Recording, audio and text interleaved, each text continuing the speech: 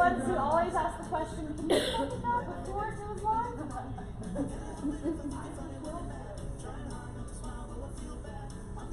High school. I'm heading one in group.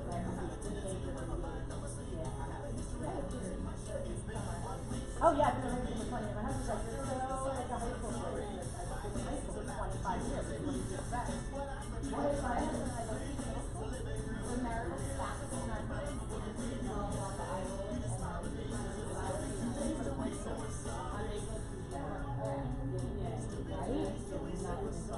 Yeah, excellent grammar skills and your checkbook looks amazing. You're like, I don't even know what checkbook is.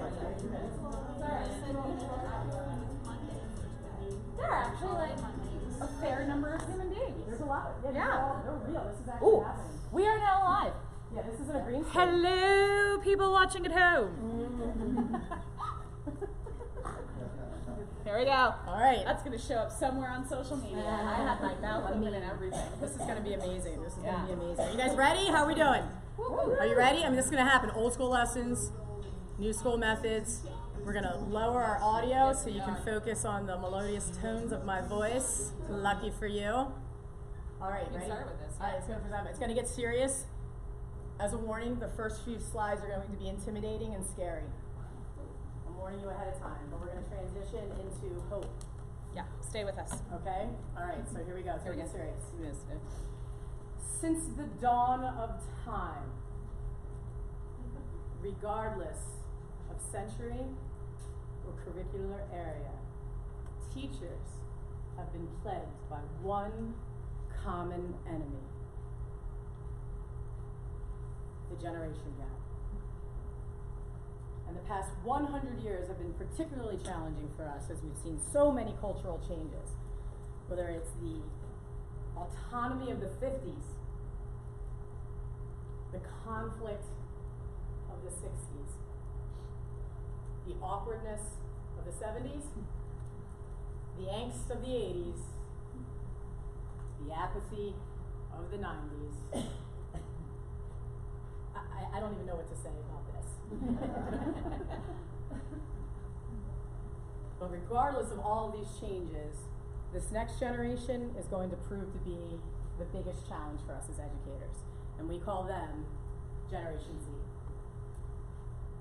This generation was born between 1995 and 2010. So 4th grade up are the students in you. 3rd grade and below, those are your alphas. We're going to transition to that next slide. Yep. So that'll be it. In 10 years from now, featured at Pete and C. So right now, Generation Z, born between 1995 2010, they are our digital natives. They have cell phones in hand. They've been, I just wanted to make sure that you understood exactly when they were born. 1995 2010. Just so you know, if you're not sure, that's going to come back again. It's going to click back again. There you go. Look at that. Social media, internet, they are different than many of us have experienced. You're going backwards. I'm not good. No, I do that as a joke. That's part of my shtick. Did you hear the laughing that I got? It was a sympathy laugh, but I'm building empathy. So when there's dips in the presentation, they're like, she's trying so hard. They are giving us grace. So They are. That's it. Grace. That's it. So here's the deal. I know many of you guys are thinking it's not that big a deal. They're really not all that different than us. But you need to understand that these kids have spent their entire life saving to an icon that they believe is the Minecraft pig. That's not actually a joke. That's what Holly's son said that was. My 7-year-old, I said, you know what this is, buddy? It's the Minecraft pig. I had to look up what the Minecraft pig was. I didn't know, but apparently it's a big deal in Childland. So this is what we're up against, guys. We are going to guide you through. Just in case you're wondering, we talked a little bit, if you were here a couple minutes ago. My name is Karen Steigerwald. I'm a 7th grade language arts teacher in Parkland School District on the eastern side of the state. I am a University of Pittsburgh graduate because I went as far away from home as I could get and still pay in-state tuition because I was never going back there. I teach in the district I graduated from. Oh, you want me to introduce I do. myself? Okay, Cool. cool. All right. I was like, that's great. That's awesome. What is she going to say next? So I'm Holly Woodard. I am a high school English teacher. I live 6 houses away from the house that I grew up in, but I really liked my experience. So, and I just stayed local.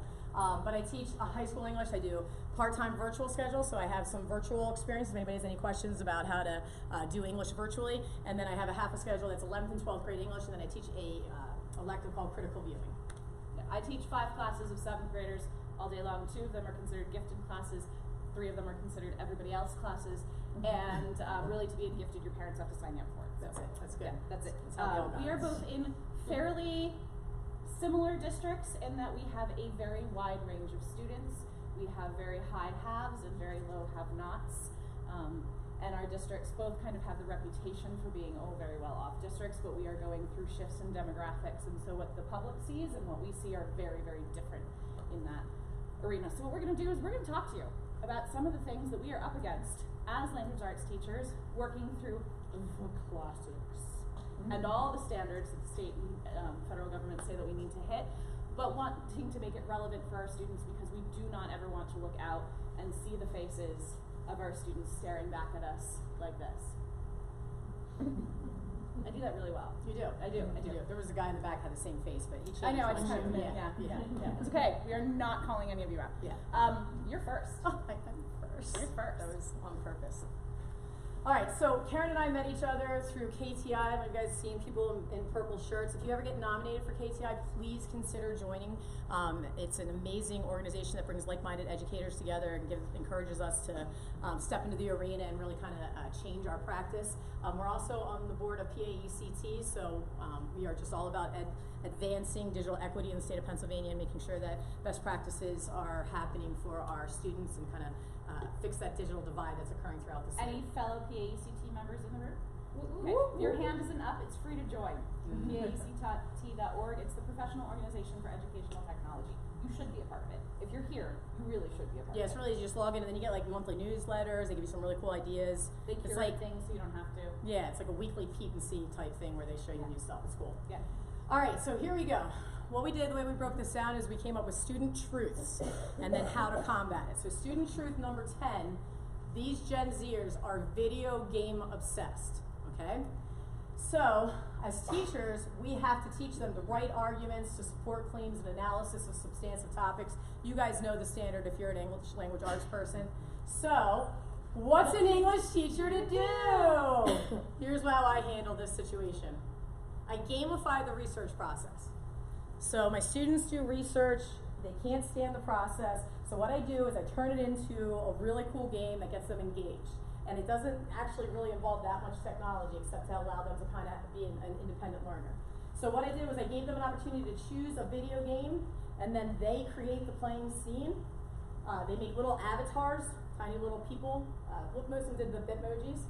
I developed an online video tutorial so that they could go through the research process at their own pace instead of waiting for me to teach it, check for understanding, and then move on to the next thing. I uploaded all of the lessons onto my LMS. My school district uses Canvas, and then students complete it independently. And what I do is I don't like to have in-class competitions, but I like to have classes compete against other classes.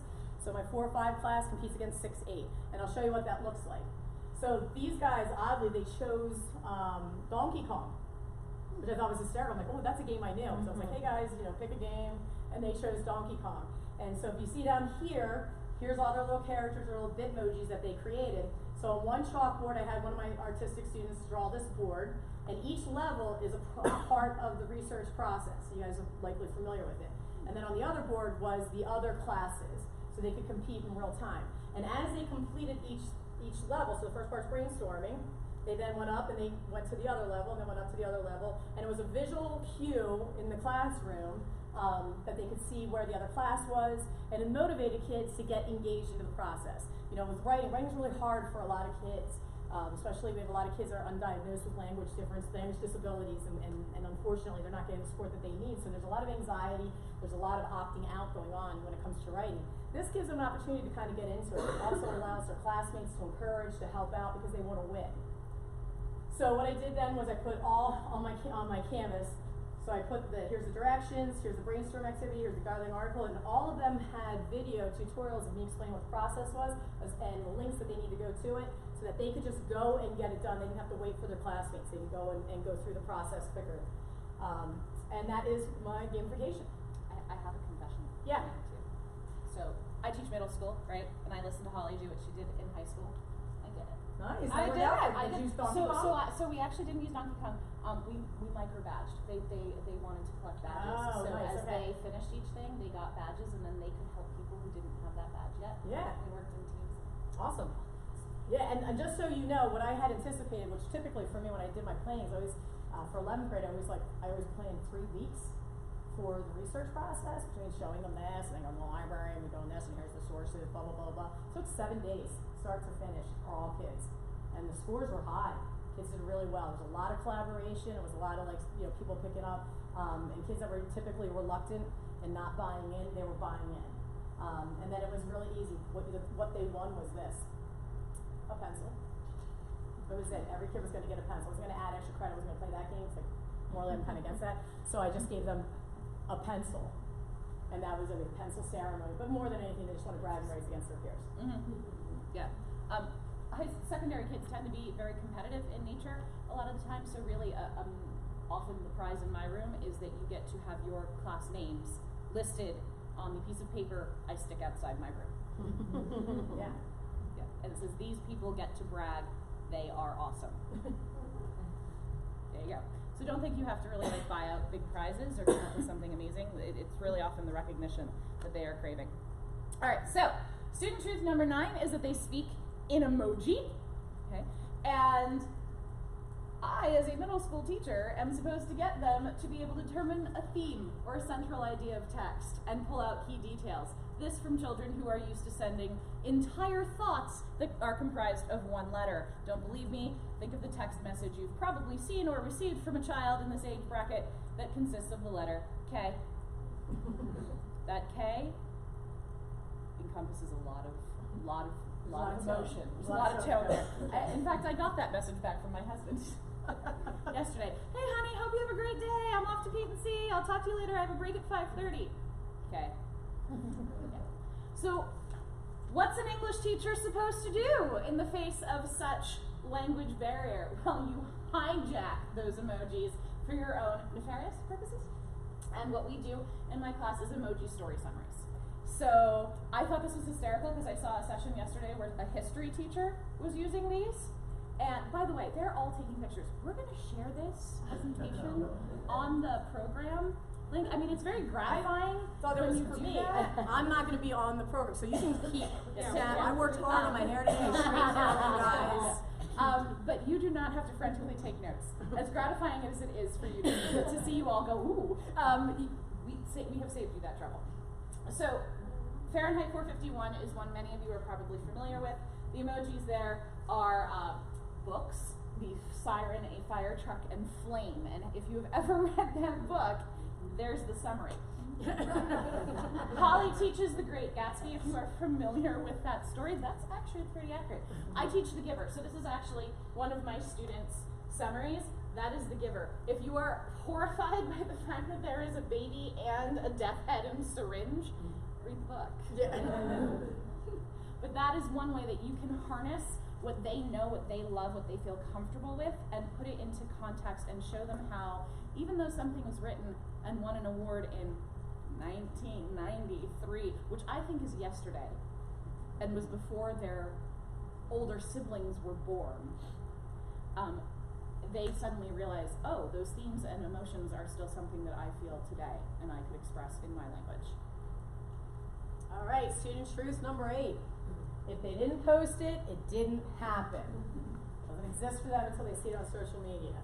So, yet as teachers, we're supposed to analyze the impact of authors' choices regarding how to develop and relate elements of a story or drama. So, what's an English teacher to do? What do? I create a social media characterization activity. So oftentimes our go-to move with students is to have them write an essay explaining how to utilize characterization, that sort of thing. And again, that's awesome to work on the skill of writing. However, if I'm really trying to focus on the skill of understanding what characterization is, and I'm not trying to blur or muddy the waters by giving them this other standard of writing that they may not have mastery of, I'm going to kick it out and do a little social media game with them. And it gives me some really clear understanding of, do they get what the author is trying to do with the characterization of their character. So I choose a social media platform. One of the things I did was if I had the kids actually teach me their preferred social media. So that what they did was they got 3 days as a class to collaborate on which social media platform they wanted to teach me, and then they did a presentation, and then they came with me. So then we hit some other standards like speaking publicly, that sort of thing. So they taught me the social media platform, and then which they didn't realize they were going to transition into, they then had to perform and create on that platform.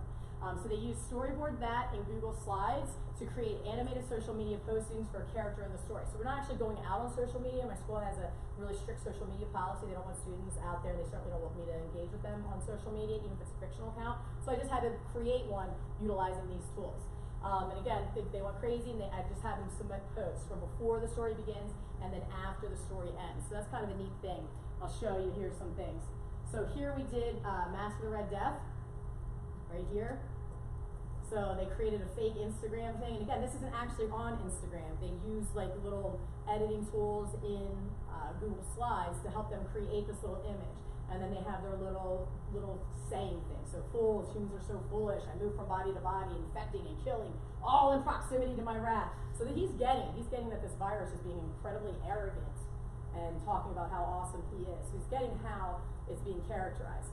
And that's really fun way for the student to create something, get some more digital understanding, but more importantly, I can assess them without having to rely on their writing skills. And then here we have one, this is A Rose for Emily, and here we have one, Yellow Wallpaper. So that's my social media. Very creepy stories. Yeah. 11th grade English, American Dream. Yeah, good stuff. Alright, so student truth number 7 is that likes matter. They are incredibly tuned into not just that they are posting on social media, but that other people are seeing them and liking them and giving them that feedback. Because, for my kids, those streaks are really important, and not losing time and getting things back and forth and making sure how many likes, and as much as it's a downfall in some ways, and I'm so glad I did my stupid middle school stuff before social media happened, for them it's really important. So at the same time that my students are so worried about social media and checking their accounts and being in their accounts, I am supposed to make sure that by the end of the year they have read and understood a variety of 6 to 8 literature in different genres. So what's an English teacher to do? Video book reviews. Many of you, I'm sure, have heard of the tool Flipgrid. There are different platforms out there. I've heard of lots of great alternatives while I've been here this week, but we use now video book reviews. Our school ascribes to the accelerated reader, read the book, take the test on the computer. In our school, there's also a big auction at the end of the year where community members and parents donate prizes and teachers donate prizes, and then the kids can auction off their points, like their cash. It doesn't always motivate every kid, especially since there's a threshold you have to reach to even be invited to the auction, but they do like knowing that their reading is being appreciated by their peers. So you can see this is a class of my students, and they like the stickers. I let them have stickers. I don't let them draw because I teach middle school. But I let them have stickers. And there's a different focus each. We have 6 marking periods. So again, I teach middle school and I teach sexmesters. But it is what it is. 6 marking periods. So every marking period they have to read a book, and they have to it has a different focus. So this marking period's focus is setting. And they are talking about the setting of the book and then giving a little commercial for it. I liked it, I didn't like it. Then when kids come to me and they say, I don't know what I want to read, I'm like, who do you like? Like on the team, who are you friends with? Let's go see what they read. I've also had some kids tell me that this has helped with their love lives because they find their crush. I read the same book. But then the only feedback that I allow students to give on this is the likes. And they are on there, it's a little heart symbol, and they are on there clicking on their friends and watching different videos. And because they know their friends are going to be watching each other's videos, they actually take it seriously. And I do have a sample here if you want to see kind of what I asked them to do. It's not very long, because anything times 139 is a lot of my life. A lot of my life. You're actually going to play, right? Did you guys? I mean, you can. Yeah, you can. But hello, my name is Hanai Takahashi, and my ARP book for this marking period was A Girl Called a Problem by Katie Court. It was worth 7 points, and it is one of my favorite books because of how strongly the author states that girls should be educated. I think that girls 9 to 13 would like this book because it is a book about girls getting education, and younger children might not understand how important this message is. My favorite character from this novel is a nurse who helps Shia, the protagonist, follow her dreams. You don't have to. The nurse is a static character because You guys get it. So, do I know that she understands the concept of characterization? Do I know that she understands how to summarize? Has she pulled out key ideas and details? She happened to read a fictional book that was also had some nonfiction elements in it, and it was something that actually related to a project that she was very passionate about, and that was girls in education. All right, student truth number 6. We're up to 6. There's no shame in their game. So when we were students in school, we showed up to school and we sat and we paid attention and we did what we were supposed to do because our parents would kill us at the end of the day, or we just innately wanted our teachers to like us, or we just had this desire to just get along with people. Kids today, Gen Z, they don't have any shame in their game. They're not easily impressed by just walking into a classroom and saying, this is what we're going to do today. So we need to find a way to get them engaged, and unfortunately what many of our teachers are doing is we're shaming them into submission, or they're opting out. So we're either forcing them to do something based on a compliance model that they're really not into, or that's not necessarily good for them, or they're just saying, I'm not going to do this. So, what's a teacher to do? Well, wait, oh, sorry, I always do this. I mess up the what's a teacher to do thing. Karen's talked to me about 4 times about this, and I apologize. This is why I built empathy early in the lesson, because I was going to mess it up. So by the end of 12th grade, I have to have students read and comprehend literature, which is the most unpreferred task for my students. Reading is hard. It's not a natural process. It's very challenging for a lot of my students. And they would rather opt out and take the 0 than they would to be uncomfortable for long periods of time. So, what's an English teacher to do? Whew. Coach more, teach less. So what I've done is I've shifted the way that I approach reading in my classroom. And instead of me teaching, we have to get to here, we have to do this, now I'm going to review what happened in that chapter, take the quiz, move on to the next section, and just kind of make it the way that it's always been for our English teachers. I create a more personalized learning experience for my students so that students can do exactly what they need to do based on their literacy skill. So if there are students that are working on their fluency, because they just don't read fast, or they need to work on their endurance, I can put them on a track to just work on that. If students need to work on their comprehension, they have their fluency down, they have their endurance down, and they are just working on comprehending what's going on and understanding the story, I can put them on a different track. Then I have students that have all of that together, and now they're just working on analysis. They've got that gray matter, they kind of want to talk about it a little bit more. I can put them on a separate path. And then what I do is I have all of the work occur in my classroom. So instead of thinking about literature as chapters, I think of it as chunks of time that I need to give students the opportunity to develop their reading skills and their literacy skills during that time period. And then I coach them through it, through the process. So this is how I'm able to do it. So I create a culture of independent learning using what I reference as a workshop model. I use a program called Actively Learn. So it's really difficult to have kids in different spots, different chapters, different parts of books working on different skills. It's one of the biggest challenges for English teachers. So having a good platform allows you to be able to do that, to create that personalized learning. I provide time in class to read. Reading to me is the most important skill that I have to give my students, reading and writing essentially. And I'm not going to assign it at home. There are equity issues that prevent homework from happening and occurring in an appropriate way. And as an educator, I'm not going to send them home to work on the most important skill. So all the reading is done in my class so that I can support them, monitor them, and say, this is hard, we're going to get through this together. I use digital summative assessments. So when I need to assess and check for understanding, I'm not doing it if I were having a class quiz. Everybody can get to it in their own time, and then I can check for understanding and go back to them and give the kids the instruction and the coaching that they need. And the biggest thing is I don't shame them into opting out. And I come from a place of empathy very early on and say, guys, reading is hard. And your whole life you've been told it's easy, and everybody's acting like they're doing it, and so, oh, there's book challenges, and oh, read 1,000 pages tonight, and oh, and we make it seem really easy. But I try to tell them, like, no, it's a growth mindset, it's a safe place, we're going to develop this skill together. So I don't shame them into being like, well, you should just be doing this. So how can I do that?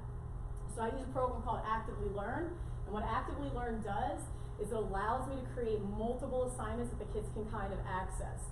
So in The Great Gatsby, like say I was doing a novel in The Great Gatsby, what I'm able to do in The Great Gatsby is create different pathways for the students.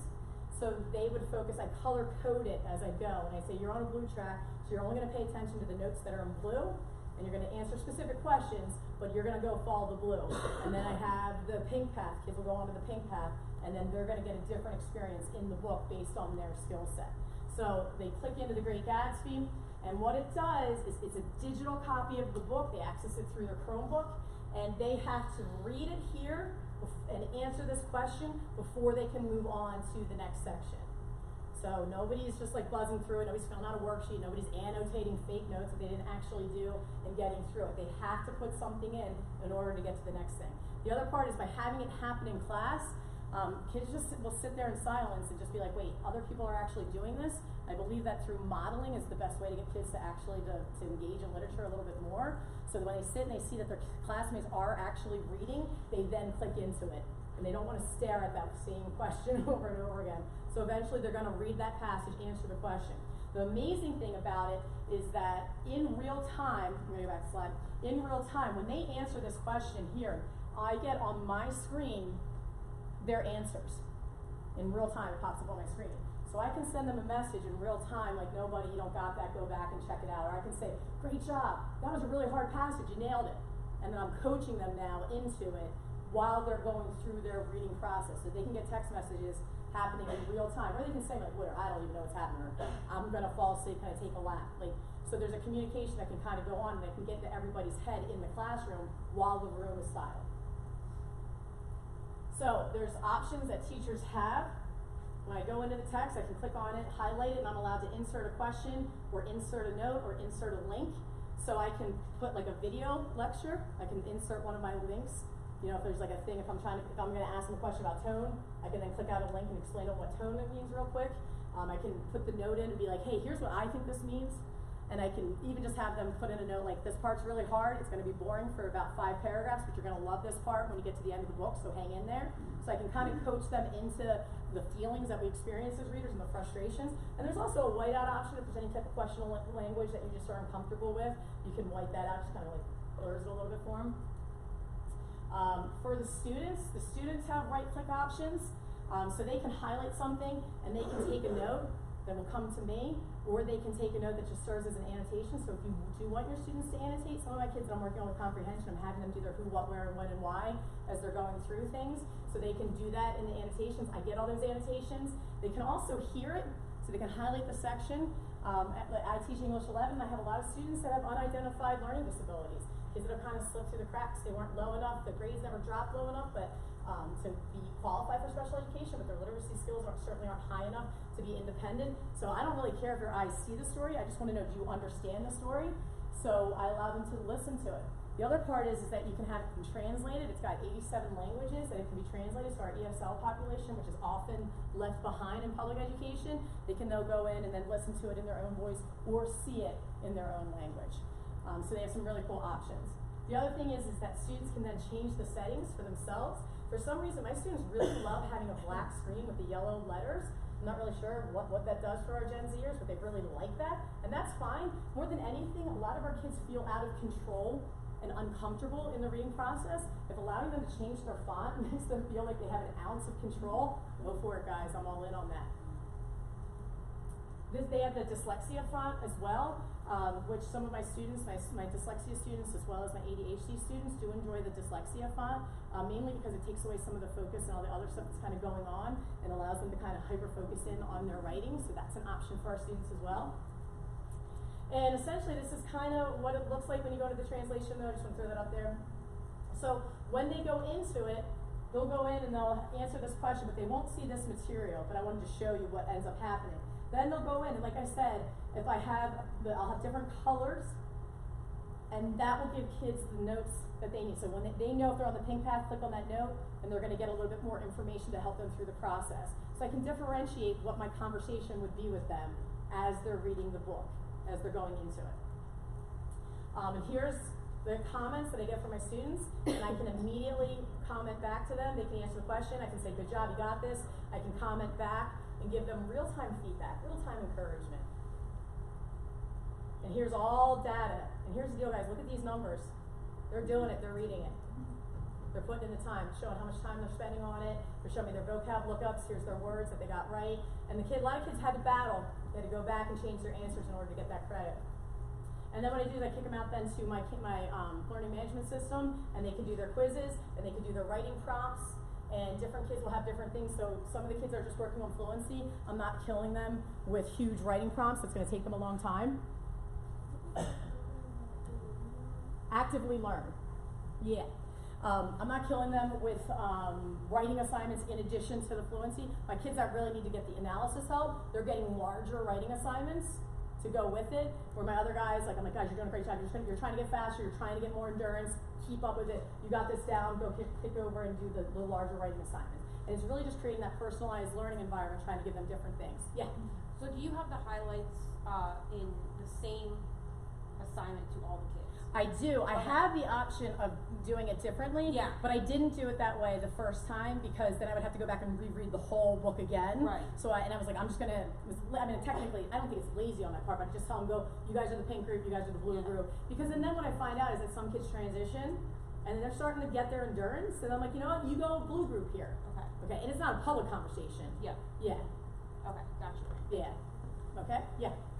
Is this program, like I'm looking at it right now, is it free? There are free parts to it, so there are like I teach virtual class, and surprisingly all the stuff that's in my virtual class, like Macbeth, No Exit, it's all free. So I can do that entire curriculum through Actively Learn for them, but there's some like Great Gatsby, I end up having to pay for it. Like I think Great Gatsby like 50 cents a book. I'm trying to get my district to purchase it. It's $20 a student for the district to purchase it, but unfortunately they haven't, you know, it's weird. I seem so cool and important right now because I have a clicker, but when I go there, they don't really care what I have to say. Right? Maybe if I had my clicker and my purple shirt, they'd be like, oh yes, we'll get this now. Yeah. Yeah. Is this all done for you? You actually go in and do this for every single day? I do it. Yeah. It took me as long as it took me to reread the book. But a lot of it's, you know, I have some of my notes, that sort of thing. The cool thing is once it's done, it's done. So, you know, it's like, so I'm making videos because I'm trying to get the analysis kids to be like, all right, if you're doing this, and they're clicking on the link, you get like instead of like having a full class discussion about, and it's like me and 4 kids and we're in it, we're having great, the green light, rah, rah. So we'll have that cool video discussion type thing happening in a different platform so they can watch my lecture and then we can have an online chat going. But again, it's you're my fluency person. They're working on fluency. I'm not gonna kill them with the online, like the discussion of like how great the green light is. This person's just like, I'm on page 6, you know, so, or I'm not gonna do it now because it's just too hard. I don't know what you're saying, so I'm opting out. And from a middle school perspective, because we do have very different, you know, kids, by the time they get to you, they're adults, and by the time, when I have them, they're like not fully formed humans. So, I will do pieces of this, and I don't have Actively Learn right now, but I have taken Google Docs and just taken sections of text, copyright approved, sections of text, and highlighted them in different ways, and put comments in and have them comment. So you do have to sort of start training them to do this. So if you're thinking, wow, that is a lot, and I'm starting a new novel on Monday, you can do bits and pieces of it. Use your learning management system. Just start pulling bits and pieces where you know, okay, I know traditionally this is a very difficult section for my students. I'm going to group them. We're going to do something a little bit bigger. So remember, you do not have to eat the whole novel in one bite. You can break it down as however you need to get started with this. I was just gonna say, I've been using Actively Learn. And there are, Actively Learn does have some texts in there already that have questions that you don't have to, like, very Gatsby, probably gonna have to put in all the text. I actually teach some studies that do that reading that, and there are reading questions that are in there that already have questions. The other part too, thanks Ed, this just made me think of it. They have an ed puzzle function, so like I can upload one of my videos, like my lectures, and then I can I can backload it where I'll be like, all right, tell me what I just told you. Here's what the three witches in Macbeth said, summarized for me. So I'm checking for understanding. Or I can put in a question before and say, all right, listen, in this next passage, you're going to hear what the witches are saying. I want you to look for what the three warnings are. So I can give them like a warning too with videos, with the questions embedded into it as well. So there's a video component with the Ed puzzle that you can have questions into. Thanks, Em. I don't know why that just sparked my. But remember, we don't expect everybody to have all the tools, but one of the reasons Holly put all of these images in for you is that so you can kind of recreate. If you can't purchase, you can recreate. Teachers are really good at that with your own tools. And the other thing too, just to kind of, I've been working in this program for like 5 years. I didn't like all of a sudden just be like, hey, I'm going to now make this, you know, like I control the matrix and I have all these levels. You know, I'm like gathering, I'm making artifacts, you know, over years I've been making these learning digital artifacts and now it's kind of come together and it's like, wow. So give yourself some permission to just slowly build, you know, not just do it all at once. Anybody else? Yeah. Oh, sorry. Did I pass you over like 6 times? Yeah, that's okay.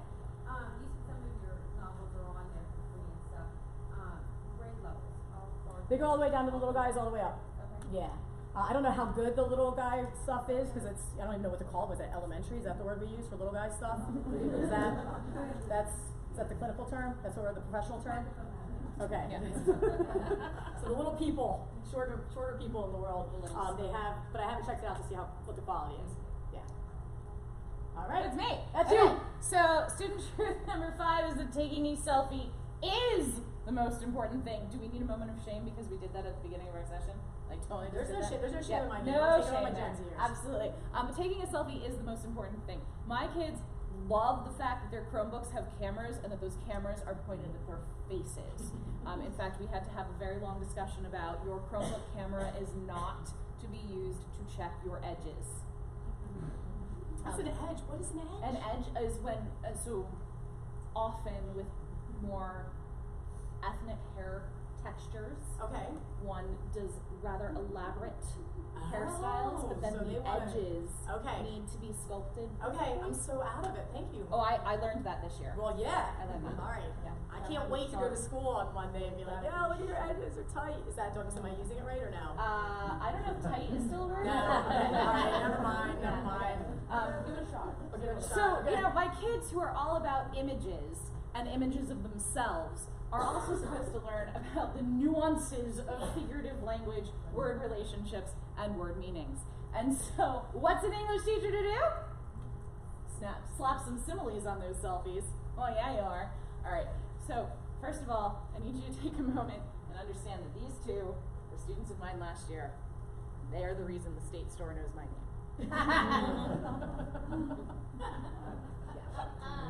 Completely. Like, I am not kidding. The cashiers at my state store, the ones who work from like 5 to 7, I walk in, they're like, hey Karen, like, you grading essays again? Yep. It's a TDA day. TDA day! But we decided that we were going to do selfie poems.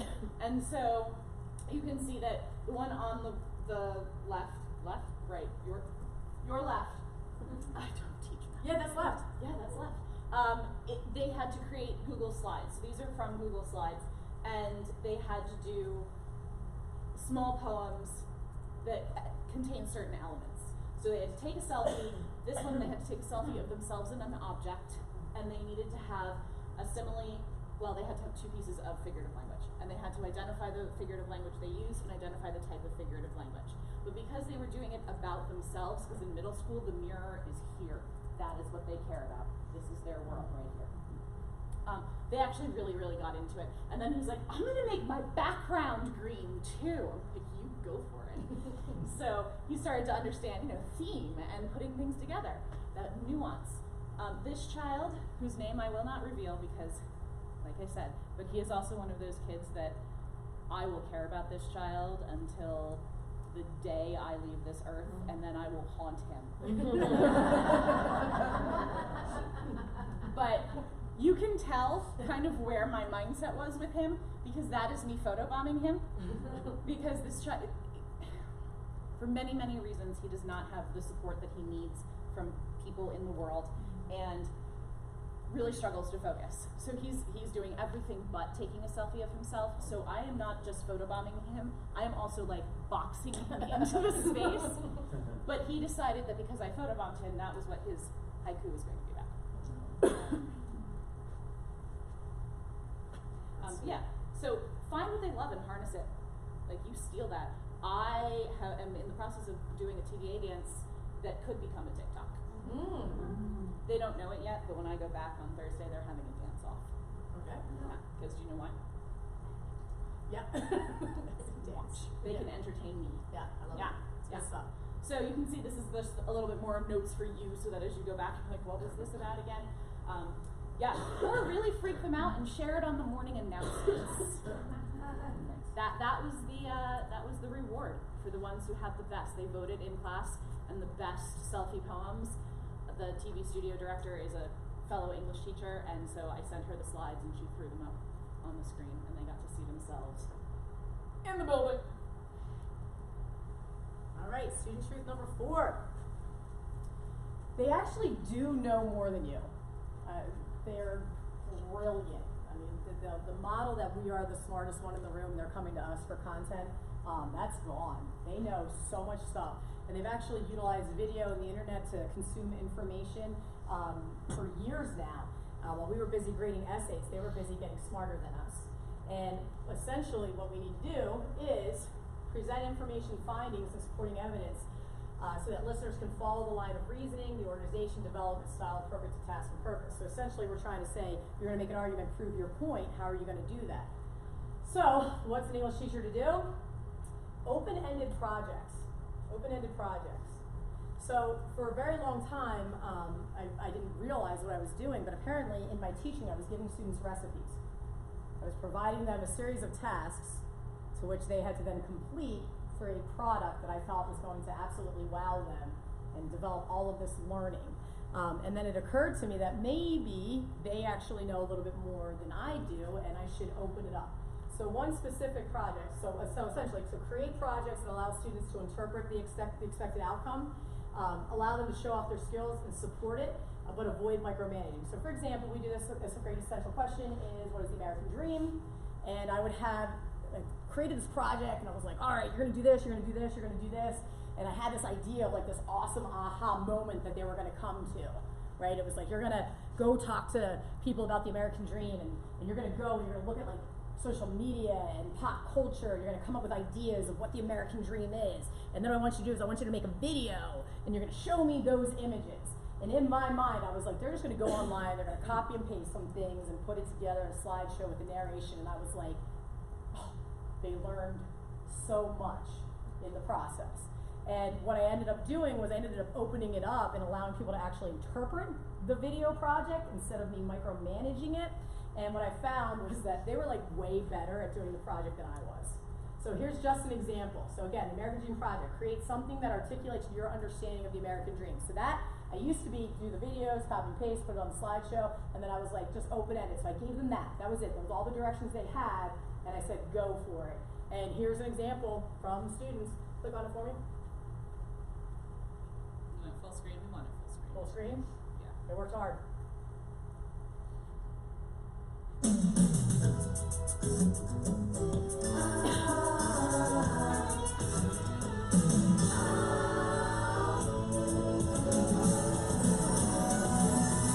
Whatever happened to predictability?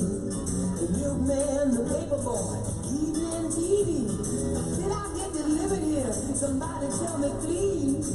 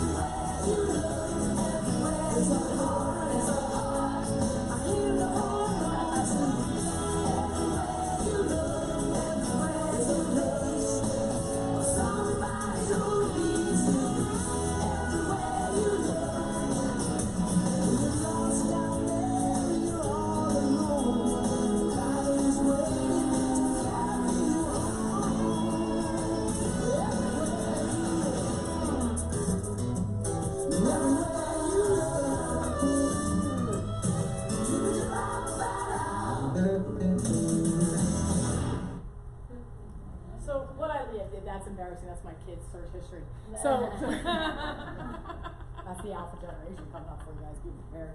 But anyways, I was shocked when they came in and I was like, and they're like, is this what you were thinking? I was like, yeah.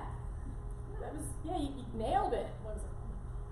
And essentially what I found out was one of the kids is like hates English because he's totally right-brained, he's all into science, technology. Who knew the kid was like, had a licensed drone? Like he's an actual licensed drone pilot. So he was the one that did that overhead shot, with the drone, showing off his cool camera drone skills. The other kid's like this Oscar award-winning editor. I had no idea. I mean, that is like, I have a degree in mass media. It took me years to develop that type of editing skill. I mean, those cuts are clean with the audio. I mean, it's lined up, and the camera's angles, the shots are outstanding.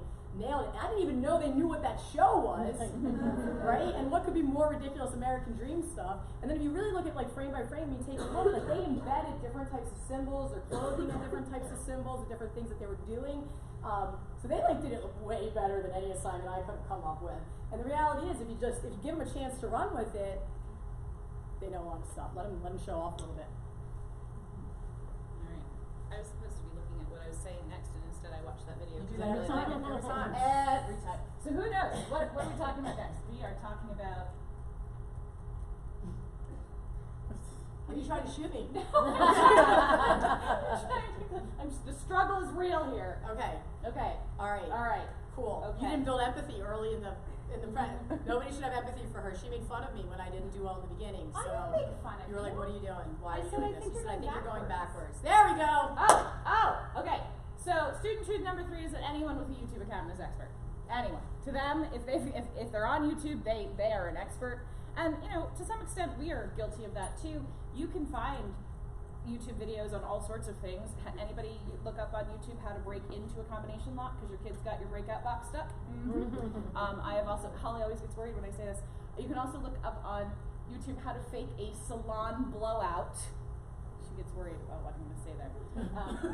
A salon blowout with your flat iron, which you can in fact do.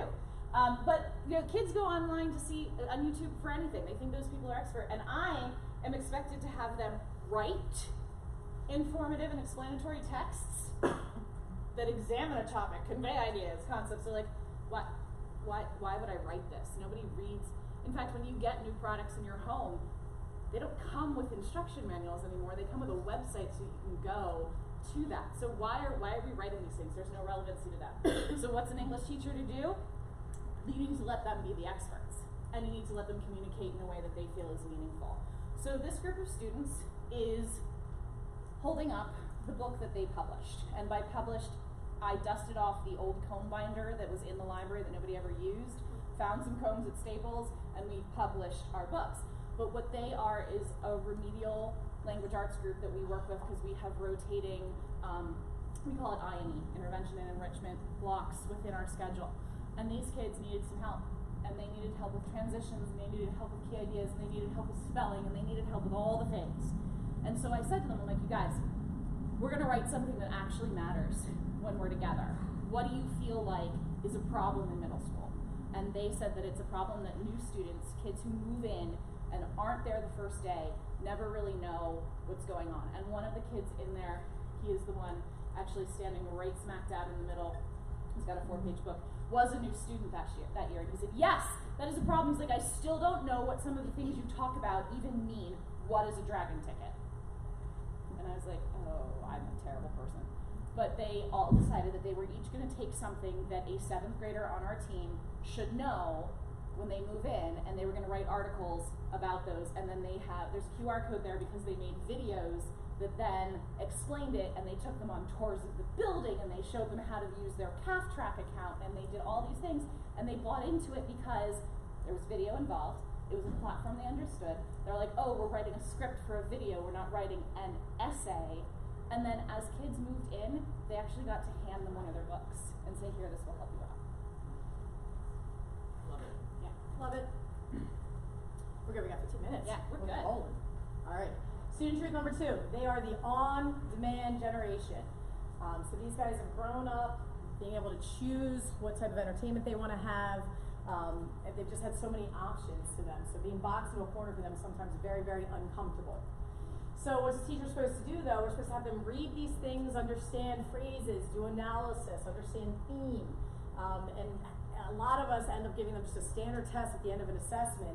And what I'm going to suggest is that you change that up a little bit and you ask yourself, what's an English teacher to do? I transitioned well there because I forgot about That was the slide. excellent. I did, I transitioned Really. well. So what I do with my kids, choose your own assessment. Because I'm utilizing actively learn and they're doing their, I'm literally watching them read. So a lot of times we have these big book tests in the rooms trying to figure out those gotcha moments, who didn't read, who didn't understand stuff. But I'm tracking them along the way and having them in my class reading. So I know they read it. And I'm having, through actively learn, I'm assessing everything in real time, giving them feedback, formatively assessing, and then summatively assessing on these quizzes. So when we get to the end, I really don't need to give them a test to see whether or not they get it. So what I can do is give them an opportunity to play and go deeper in a way that's comfortable for them. So what I do is I give them a choose your own assessment. So essentially I give students an option of what they want their assessment to be at the end. I develop a list of assessments and allow the students to choose. I also have the kids give me ideas of what they would like. So if I give them a couple of assessments, if they don't like it, they're like, oh, I'd really like to see this instead, then sure, let's run with it. So here's just an example of what it is that I would do. So this is for The Great Gatsby. So they can do a mask quote challenge. So I give them a poem, and I show it's a poem about the mask. The idea is everybody's wearing a mask or hide something, blah, blah, blah, for different reasons, right?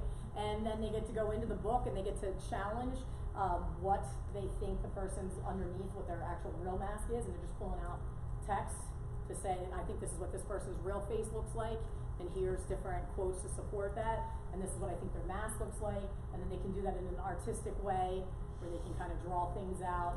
And I've gotten some really cool feedback because again, I let them just kind of figure out what it's going to go. And this is where some of my spatial and artistic students really kind of excel because they come up with really cool imagery of what that's going to look like. The next thing is villain or conspiracy theory. I love this one, villain or victim conspiracy theory. So in The Great Gatsby, I'm sure all of you guys are familiar. If not, you should have read it. You should not have a degree if you did not read it, so I'm going to spoil it for you. But we get to the end of the novel, and there's a big debate whether or not one of the main characters, Daisy Buchanan, is a victim or if she's the villain in the story. So we have kids create a conspiracy theory about why she's the true villain in the story, and they get all in with like the cool like X-Files music, and they go all in, and they love doing conspiracy theories. And again, they're pulling out text to support it, so they can't just be like, oh, I think she's a villain, and then pull that out. And it's cool, they do different setups. Sometimes it's just like an interview with like a, you know, like weird space background. I don't know why they always choose space for conspiracy theories. And they just will go and they'll interview and they'll act and they'll make it like a real conspiracy theory in the text. So that's a cool assignment. Netflix binge is really cool, so they have to break the novel up into 10 different episodes.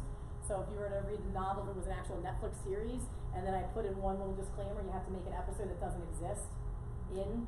So add an episode that you would have liked to have seen.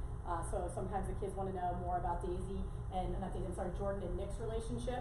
So I'll get that a lot. Kids will they'll create their own little episode about more intimate moments between those two. So that's cool, and they do that real visually. They put the little cues in, they do it through Google Slides, and they make it look like an episode, and they write a little summary of what, but that really shows me that they understand the plot structure, space and time, and the relationships between the things. And it's doing it in a venue that makes sense to them. Change the narrator challenge, so I'll have them, you're frustrated that Nick did it. How's the story different if Daisy's telling the story? How's the story different? And then what that's going to look like to them. So sometimes they'll play it out and turn it into a 5-play act, and they'll use like a little digital storytelling tool, or they'll actually write a passage where the narrator's different, telling the story. And then I also give them the traditional things like the Gatsby Blue Book essays. So they just want to, they just like writing their essays. I don't need any smoke and mirrors here, just let me write the paper. They can write a paper, or I can give them the traditional test, the book test. Here's what happened, A, B, and it's really interesting because some kids do take the book test and they always get a lower score than here because I just don't think the book test really necessarily does a good job of assessing their knowledge, So that's what I do, give them some choices. All right, and then student truth number 1, we made it down to number 1, is that they believe that code holds the key to success because what is the acronym that they have heard since birth? What acronym in education do they constantly hear is important? STEM. right? Science, technology, engineering, mathematics. In my district, they added another M, so it's science, technology, engineering, mathematics, and medicine, because we are right in a bunch of hospital systems. English is nowhere in there. So a lot of them come to me thinking that my class doesn't matter because it's not part of that acronym, and their parents have told them that that's where the money is and that's where the jobs are, and our district has told them that's where the money is and that's where the jobs are, and society has told them that's where the money is and that's where the jobs are, and they've been given gifts all their lives that have STEM on the corner of the box because then people think they're giving your kid an educational gift, right? Mm-hmm. So that's what they've come to believe. The code holds the key to success. Well, here's the thing, language is a code too. So as we're trying to get them to write narratives, to develop real or imagined experiences, we're supposed to somehow combat this language is beautiful versus code is king. So what's a language arts teacher to do? Show them the secret codes around them. And so what we did in my class is we had robots meet mythology.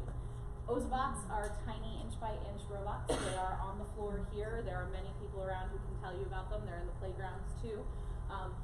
But good storytelling has a beginning, middle, and end. Good code has a beginning, middle, and end. Good storytelling takes revision and practice. Anybody who's ever written code knows that revision is a huge part of that process. And so it requires patience and revision. It requires going back. It requires figuring out where the mistakes are. It requires why can't this thing, whether it's a human or a robot, understand what I'm trying to tell it. And so we put it together. And you can see there is a path there. The general project was that they had to take a myth that we had not studied in class, figure out how to summarize and retell it. So there's the language arts side of things. And then they actually had to perform that myth. They had to tell that story. And they had been watching me tell stories for a long time, so it had been modeled. They had to tell a story to the class while the Ozobot followed a path that they had coded and acted out the story. So there is just a little clip. I was taking pictures and video for we did it in 6 days. Start to finish, 6 days. It was the last 6 full school days of the school year. And this is what we did. And so because I took all these pictures, Google put it in a video for me. And you can see, they're standing there, they're practicing, they're reading for fluency because it's gotta match up.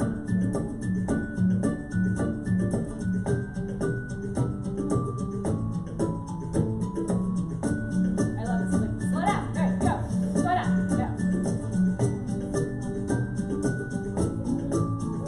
So they changed colors, so when they fell in love, it would be red, or if they got angry, it would spin around. They go over mountains. So the last 6 days of school in a middle school classroom can somewhat resemble learning. Yeah, it can somewhat resemble learning. Yes, that's a nice way of putting it. I had 0 behavior issues those last days. I had every administrator in the district coming in. I had our PR person bring in the person who paid for the Ozobots as our grant. It's the last 6 days of school. The posters are coming down off the walls. My hair is now functioning on dry shampoo and scrunchies.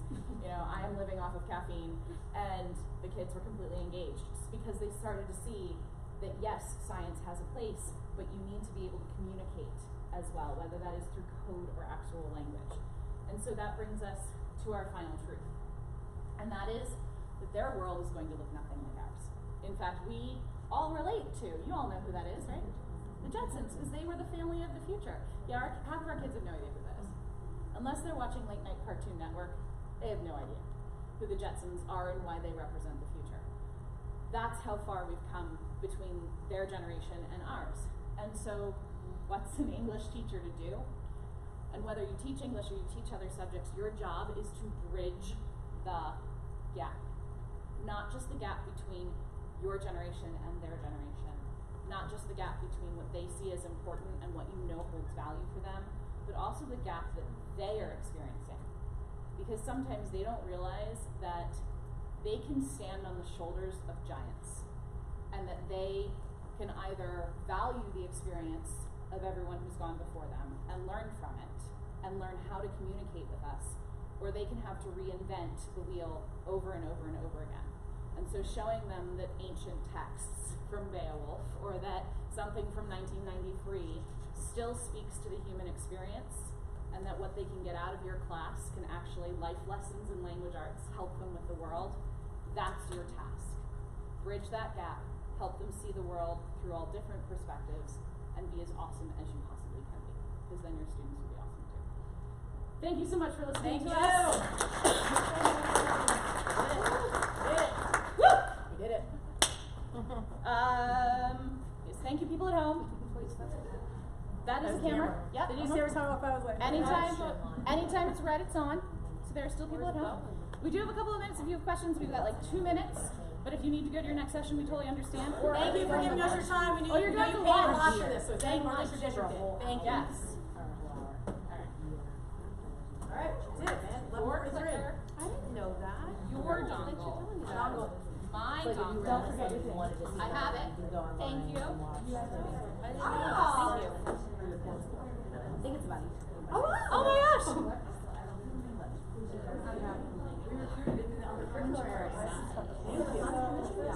Oh, chemistry. Wow. And I think you're so much, like, because I got ideas from that. So Oh, that's cool.